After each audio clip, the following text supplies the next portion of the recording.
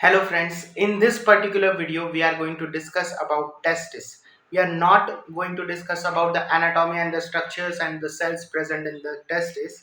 We are just going to see or observe, or we can say study the testis by the endocrine gland perspective. Okay, so we all know that testes are not only our primary sex organ but also they can act as an endocrine gland. So let's see how they can act as an endocrine gland. If you talk about the location of testes, they are present outside our body in the scrotal sac. So we all know that in the pelvic region we have males have the scrotal sac like this. So this is scrotal sac, and in this scrotal sac the testes are placed. We have a pair of testes which are placed in the scrotal sac. This is about the location of the testes, why they are placed outside our body. Because of the temperature reasons, spermatogenesis do not occur well at the temperature of 37 degrees Celsius, which is our body temperature. So for the process of spermatogenesis, the testis should be placed outside our body, for because spermatogenesis occurs at 35 degrees Celsius at its best. So that's why they requires 2 degree less temperature than our body temperature. That's why testes are placed outside our body. So this is the reason testes are placed into the scrotal sac, which keeps the testes outside our body. Okay, so this is about the location of the testes. uh, they are not only just our primary sex organ, they can act as endocrine gland. So we have studied in the reproductive chapter that testes can act as a primary sex organ. What does it mean? Primary sex organ. Primary sex organ means they are going to produce our gametes. So along with the this function, they are also performing the function of endocrine glands, which means they are going to secrete some hormones.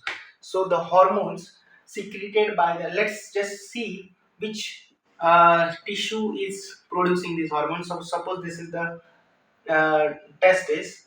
Here there are some testicular lobules present, and we all know that testicular lobules have seminiferous tubules like this.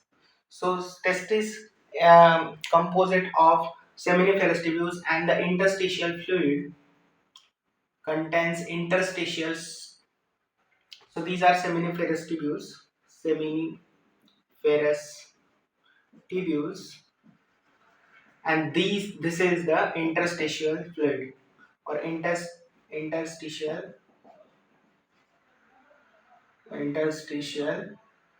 tissue, and it contains interstitial cells called Leydig cells, and these Leydig cells are going to secrete a group of hormone called androgen.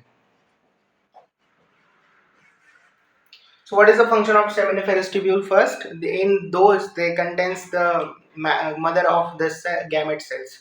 So from them, with the process of meiosis, sperms or spermatozoa, sperms are also called as spermatozoa, are formed in the seminiferous tubules. But outside, if you can see between the gap of, or the space of the between two seminiferous tubules, there is a gap, and that gap contains some tissue called interstitial tissue, or the cells which are present in the interstitial tissue are called interstitial cells or Leydig cells. These cells are going to produce a group of hormone called androgen, and this androgen, the main androgen of the testis, is called testosterone.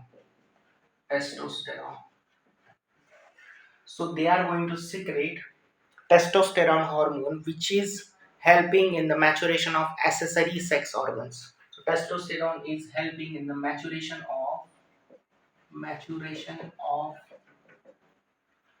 accessory sex organs. Which are the accessory sex organs? The epididymis, the vas deferens, then the glands like seminal vesicles and prostate gland. These glands are going to developed and maturation process will be helped by this hormone called testosterone.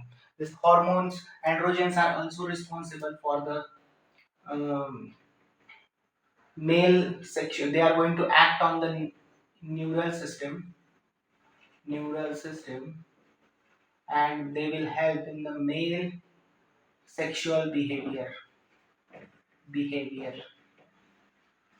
Okay, called libido. This one term you have to remember. Male sexual behavior called libido.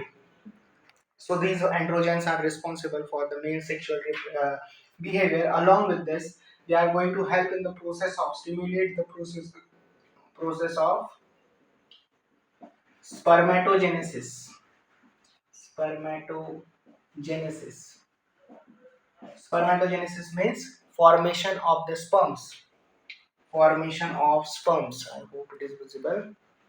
Formation of sperms or spermatozoa. Spermatozoa or sperms.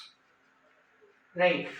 So we all know that spermatogenesis starts when the male reaches to 13 or 14 years. When it reaches he reaches to the puberty, then he starts preparing sperms or spermatozoa, which is stimulated by the androgen hormone.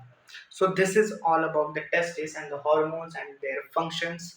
I hope you found this video helpful. Please hit the like button, subscribe to the channel, share this video with your friends. Thank you so much for watching. We will meet in the next video by studying the ovaries, which can also act as a endocrine gland. So till then, goodbye, take care.